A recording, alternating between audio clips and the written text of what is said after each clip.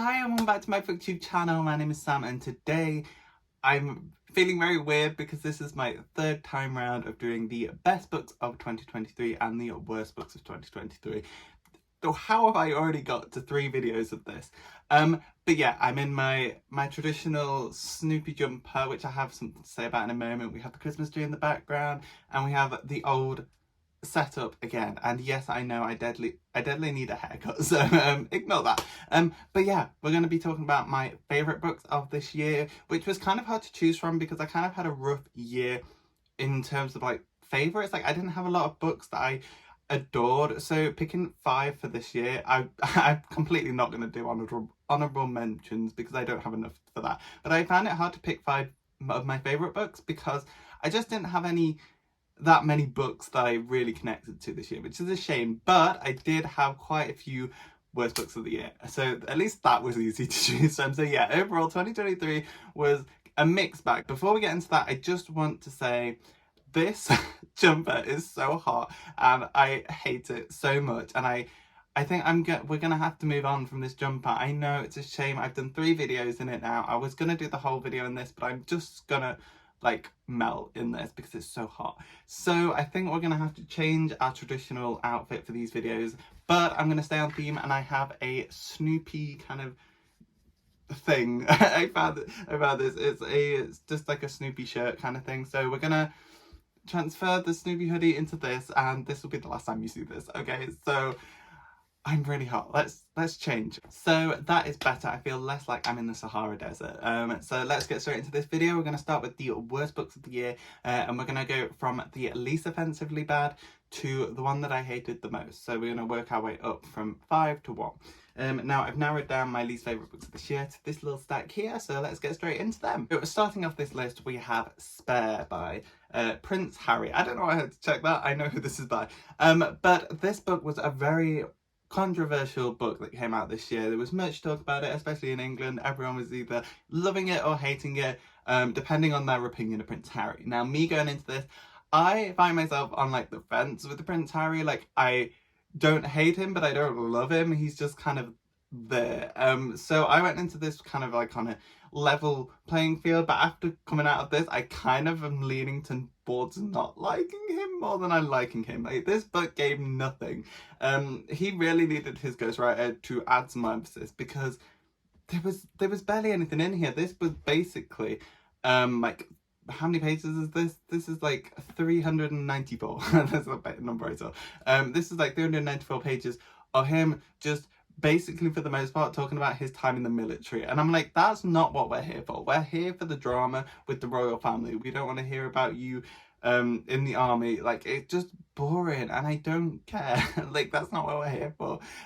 So yeah, I feel like overall my thoughts on this was it was just wasted potential, honestly. Like, this could have been like a deep dive into the royal family from a member of the royal family. It just wasn't. There was a bit towards the end about Meghan, which was probably my favourite part of the book, hearing about kind of how she was affected by the royal family, and I feel like that's what a lot of us were going into this book wanting to find out, because that is kind of like the main thing with Prince Harry, is him and Meghan and how they were treated by the royal family.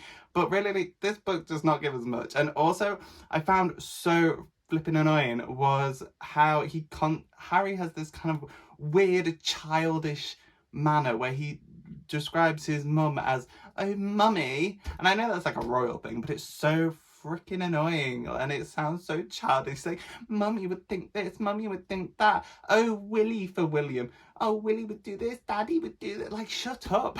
Shut up. You sound like a pathetic child. Please stop. And the amount of times that he compares Meghan to his mum is honestly Freudian. Like, it's so worrying. He's constantly comparing Meghan and his mum, and I'm like... Anyway, so yeah, just a lot of wasted potential. A really boring read. Nah. Then the next book I think also suffers from wasted potential, and that was Feed by Myra Grant. Now, if you don't know, this is the same author as Every Heart Doorway, so you might recognise that name, but she also wrote this book under a different name, and this is called Feed, and it is supposedly about the zombie apocalypse, but mainly it's political drama about teenage bloggers, and there's not that many zombies. Like, there's the occasional zombie that wanders into the plot, but for the most part it's just a presidential campaign through the eyes of these teenage bloggers, and it's so boring. Like, I read this book for zombies. I didn't read it for American politics. Like, please. And the thing is, well, I say it's wasted potential because at the very beginning it's set up that the way the zombies work in this universe is the more they come together, like the more zombies that gather into a horde, the smarter they become. And that is a really interesting premise that we don't see a lot of in zombie media. So I was really excited. I was like, okay, this is going to offer something fresh.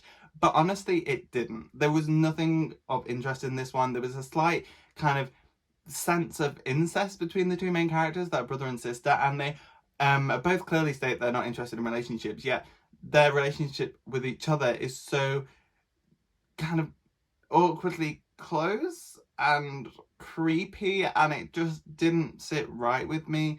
And also they were kind of boring and bland, so the incest is the only memorable thing about this book, and it wasn't even proper incest, it was just implied incest. Anyway, so yeah, wasted potential, needed more zombies, needed better writing, needed less American politics. There you go, that could have fixed it. I don't think I'm going to continue with this series, and I don't think I'm going to continue with Myra Grant and her books, because I also wasn't a massive fan of Every Heart a Doorway. It had potential, but there was some points in it that I really didn't like. But I'm not going to get into that into this video because we're talking about Feed. I'm not going to read any more from Myra Grant, and I'm not going to finish this trilogy. So, bye. The next book is Me, Earl and the Dying Girl. This book was just uncomfortable. Like, the main character, I know the main character is kind of supposed to be unlikable, but there's no redeeming thing about him. He was just horrible to read from. The way he talked about the women in his life, especially his mum and his the dying girl, who I can't even remember the name of. Was it Rachel, I think? It's been a while since I read this. But yeah, he's just so unlikable and detestable, and I hate the way he spoke about the things around him and the people around him. There was nothing redeeming about him, and it didn't work. Like, you can have a character that's kind of the reader hates, but you need to do that within a plot that is interesting, whereas this one just felt like a knockoff of Fault in Our Stars. And the only differentiation is Fault in Our Stars is told from the girl's point of view, where this felt like the author was like, what about if it was told from the boy's point of view and the boy was a horrible person? I haven't read Fault in the Stars. I don't know if the boy in that is horrible, but yeah, it felt like this was just a knockoff of Fault in Our Stars, and it wasn't done very well. So yeah, I do not recommend this book. It is so just bad. It's just bad. Not even wasted potential. It's just bad. It shouldn't have been written. I said in my review on Instagram that it'd be more interesting if it was from the girl's point of view, but then again, that would be Fault in Our Stars. So yeah, me and Earl and the Dying Girl, I want to be the one dying. Okay, so now we're on the top 2 worst books of the year, and I don't think anyone is going to be surprised by the next book that I hold up. I have a whole video on this book and the rest of the series that it is in, but the second worst book of the year is A Court of Wings and Ruin by Sarah J. Maas. This book, what more can I say about this book? If you want to hear my in-depth thoughts on this book, check out my video on it. It's called The Rysand Problem, because Rysand was the main problem with this book. Like, I despise that man. He is a creep, he is disgusting, and I hate his guts. And lo and behold, this book has a lot of creepy stuff from Rysand in, and it is the one that I hate the most, and that's why the video is called The Rysand Problem, because he becomes the most problematic in this book of the trilogy. And yeah, I just hate Rysand, and this book has him as the main love interest, so yes. Yeah, definitely check out my video on this one and the other trilogy if you want to hear more of my thoughts. They're some of my favourite videos, so I'll leave them linked down below. I'll leave the playlist linked down below from my Sarah J. Maas reviews. But yeah, I'm not looking forward to seeing more from him in A Court of Silver Flame. But yeah, this is my second worst book of the year. Why am I reading these? Like, why am I putting myself through the torture that is these ACOTAR books? But yeah, overall, I just hate Rysand. I hate the plot of this. I hated everything about it. There were some good things, but you'll have to see my video on it to see those. Anyway, now the book that you've all been waiting for, the worst book of 2023 for me, my opinion, was, where is it? Shaty by Tahereh Mafi. Now this book, and it is representative for me of the entire series. I read all 6, 7, 8, 9, all 9 books, including the short stories of Shaty. this year with my friend Andrea, and we hate these books. There was nothing more poorly written than this year for me. It was so indescribably bad, and I don't want to talk too much about it here because I'm going to have a 2-part video series of this series coming up in the new year, with Andrea featuring, so look forward to seeing her as well. She's so cute. Like, I've seen the clips she sent me and she's adorable. Anyway, sorry Andrea. But yeah, we hate this series and I can't wait to discuss this series with you more in the new year. But a brief kind of glimpse into that video is these books very much focus on the wrong things. Like, there's very much, you'll have a 300-400 page book and 300 pages of it will be talking about, oh, which boy do I want, and then the last 50 pages will be like taking down the entire world government. Like, it's the most unbalanced series ever with what it focuses on. The characters are all extremely dumb. Like, there's a character called Castle who is supposed to be kind of the leader of the rebellion, and he's been building it up for 30 years, and then it just all goes to shit straight away. And it's like, dude, you spent 30 years or whatever building this. Why are you so dumb? And the decisions and the characters, it's just so infuriating, and I can't wait to express that infuriation in those videos. But this was the worst book of the year, which ironically I did rate this first book, Shaty, 3 stars, which is the highest of the entire I was going to say trilogy, the highest of the entire series, because the rest of them were 1 star. So really this one probably shouldn't be in this video, but I wanted to use it as a representative of the entire Taharamaki Shaty verse because it is atrocious. I hate Warner. That's going to make some people click off the video, but Warner was one of the main problems in this series. Not as bad as Rysand, I would say, but he's on that level. Juliet was insufferable. Adam was terrible, so already you've got the love triangle is full of terrible people that I do not care about. We only finished the series because we wanted to do the video on it, because we were in too deep by the time we were like, should we stop? But yeah, the worst book of the year for me was Shaty by Taharamaki. I don't know what else to say. I just have so much frustration for this and I can't wait to share that with you. So yeah, let's get on to some positive books. Let's get on to the best books of 2023. Okay, so let's get on to a bit more of a positive light. Sorry, I had to take a break and get a drink because I felt like my voice was getting really raspy towards the end there.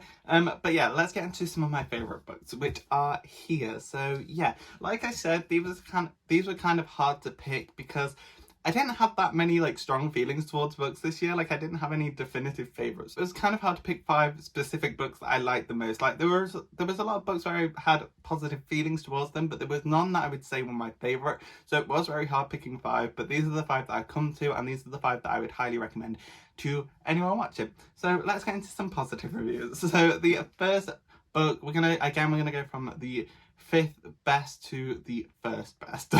So we're working our way up. So the 5th one is one that I actually just finished, which is Tomorrow and Tomorrow and Tomorrow by Gabrielle Zevin. Now, it is currently the 31st of December, so literally the last day of 2023. I'll see you next year. God's sake. But yeah, I literally just finished this yesterday. So this is my last book of 2023 and it has made it onto the list. So that's a reason why we don't film these videos before the end of 2023, because books like this would get left out. But yeah, Tomorrow and Tomorrow and Tomorrow follows kind of the story of 2 best friends. They meet in hospital. So we have Sam, who was in a car crash and his foot was really mangled, and it becomes a recurring problem for him throughout life. But we see him in hospital, and then we have Sadie, who is currently with her sister, who is in hospital for cancer. And she kind of goes to the playroom for a bit because she has a fun nap with her sister.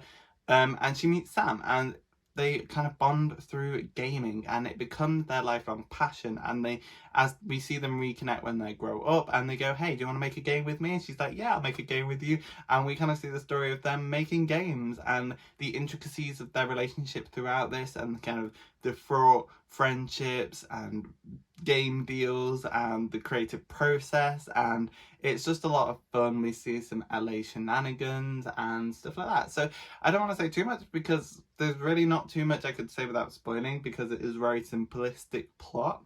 And it's mainly just about character vibes, honestly. There's not that big of a plot. It's mainly about the characters' relationships, and I kind of like that in this book, because I loved them. They were so wholesome, and I just enjoyed seeing them develop and grow together. And honestly, their games, I don't know how other people pictured their games that they were making this, but do you know the game Little Nightmares? I'll leave kind of like the concept art here. But that was kind of the style I saw their game Ichigo, and that's how I saw all their video games throughout the book. I don't know if that was right, but that's how I imagined it, and it just made it the whole more sweeter. So yeah, tomorrow, I would definitely recommend. I gave this 4 stars. Thank you to the Ruby's Digest, because they're the reason I got this book. So yeah, that was the 5th best book of 2023. Okay, so the 4th entry on this best books of 2023 is Camp Damascus by Chuck Tingle. Now, this book follows Rose, who is within this very religious community that's very orientated on the church. And this town is most famous for its 99% success rate for its conversion therapy camp. And the story very much focuses around that and kind of the mystery behind it. Rose finds herself vomiting up flies all the time, and there's just a lot of weird things happening in the town, and she starts to be like, can she trust the people around her? And it's very much kind of this isolated, claustrophobic feeling of like a small town vibes where you can't really trust anyone, and it feels like everyone is out against you. And especially because Rose is starting to question her sexuality within this town that is most famous for repressing and combating sexuality if it's not straight. So it's a very claustrophobic feeling book, and I loved it so much. The kind of supernatural elements of it were very kind of metaphorical, and I liked what they kind of presented to us, and I just liked very much how Chuck Tingle dealt with the ideas and conversion therapy and these kind of religious themes, and it was just so much fun as well. So I definitely recommend Camp Damascus, maybe for your October reading list when it's Halloween again in 2024. But yeah, definitely recommend this book. It was a lot of fun. I think I gave it 5 stars because I was feeling generous. So yeah, Camp Damascus. And then we're on to the top 3 books of 2023 now. So let's go straight into The Exiled Fleet by J.S. Dewes, which I feel like I have talked about a lot, but maybe not on here. I think it was in my Sci-Fi September video. I don't know if I've gushed about it in any other videos, but it feels like I've been talking about this book for so long. But I buddy read this with Elizabeth and Emily on Instagram. I'll leave them down below. Amazing buddy readers, definitely check out their stuff. But we buddy read this. I had to read the first book. This is part of the Divide series. The first book is called The Last Watch, and I had to catch up on that. And then we buddy read this, and it was such a good time. So if you don't know, the Divide series follows an exiled prince of this intergalactic empire. He's exiled for being a little bit of a rebel, and he is sent to the edge of the universe as part of this last watch, where a bunch of old kind of washed up army people and prisoners are sent to kind of watch the edge of space and make sure aliens that had been in a war prior do not come back.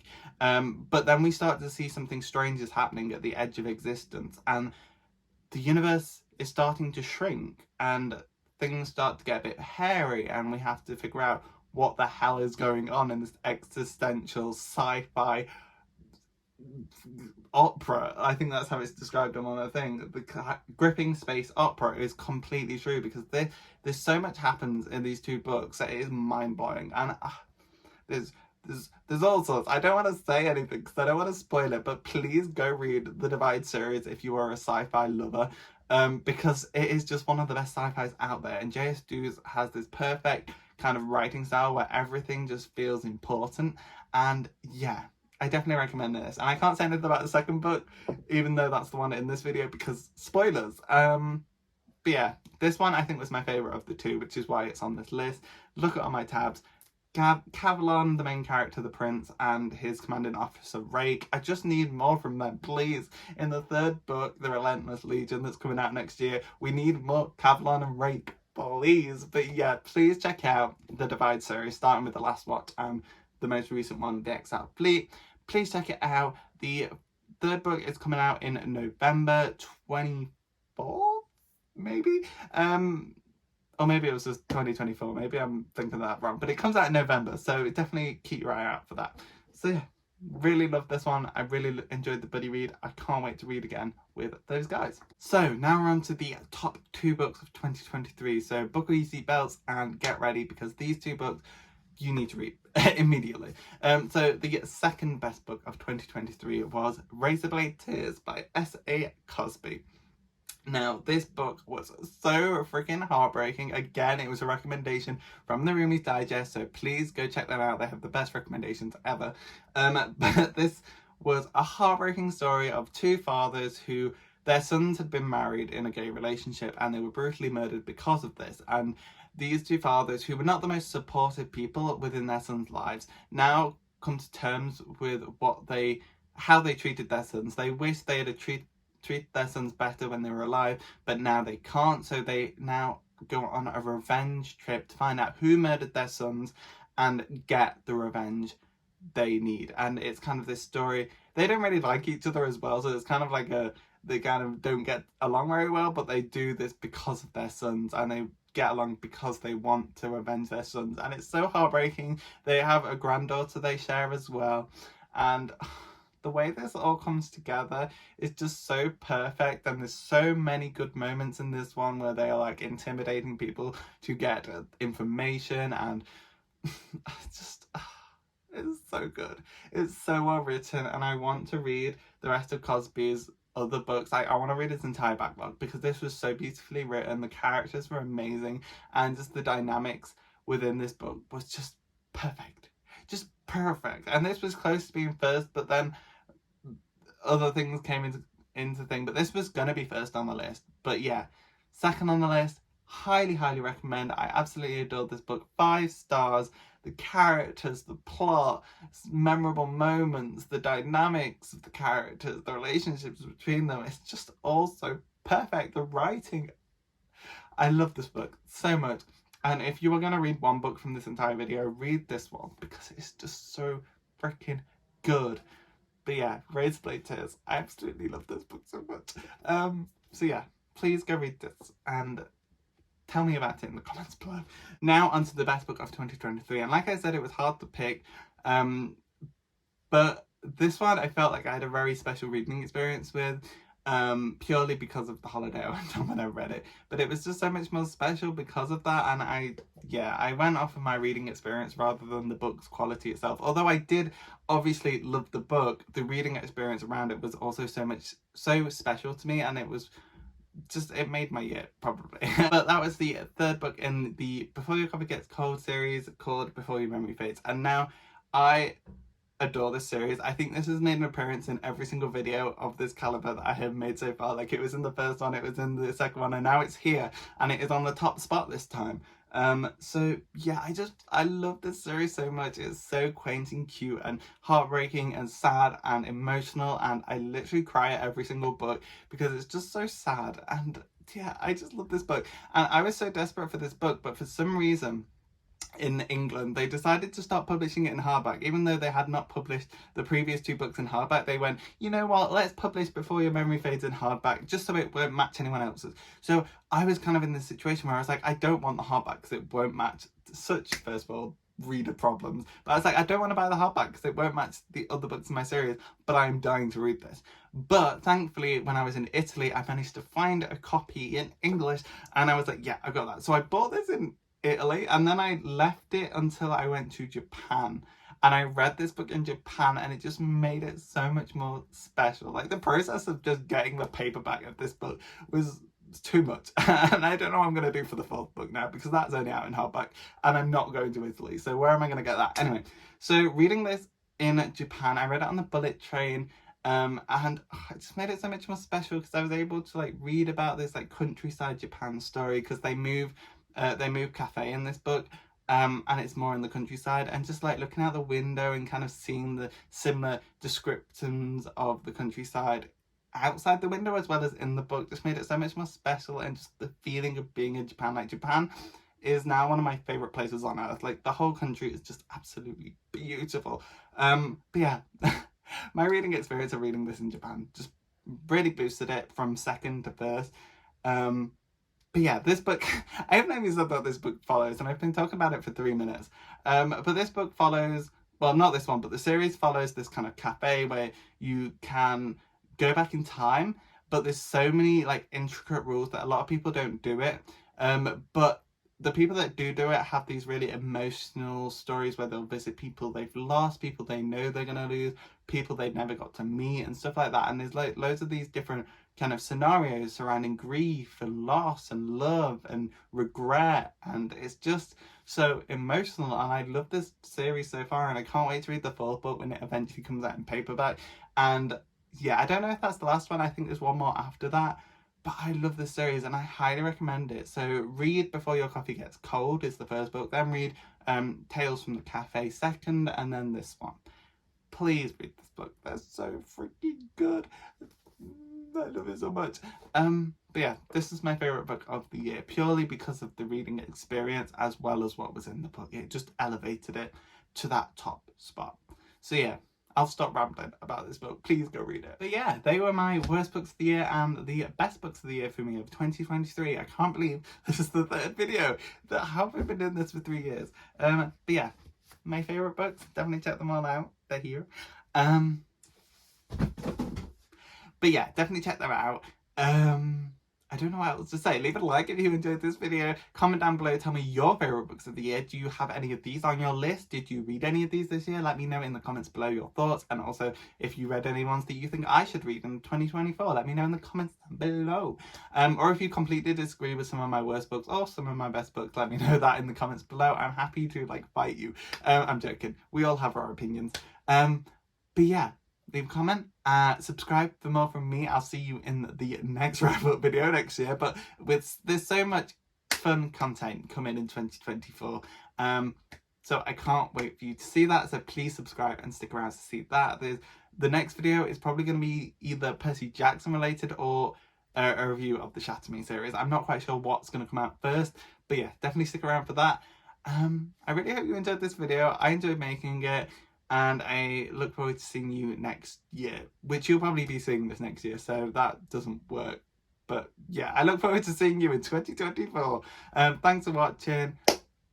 See you in the next video. Bye. Hope you had I hope you all had an amazing year this year. I know we kind of always reflect on years negatively, but please try and find the goodness in the badness. Please find the golden moments in the bad year. If you had a terrible year, please just try and focus on things that made it good, because it's not nice to focus on negativity.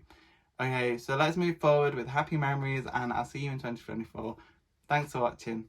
Bye.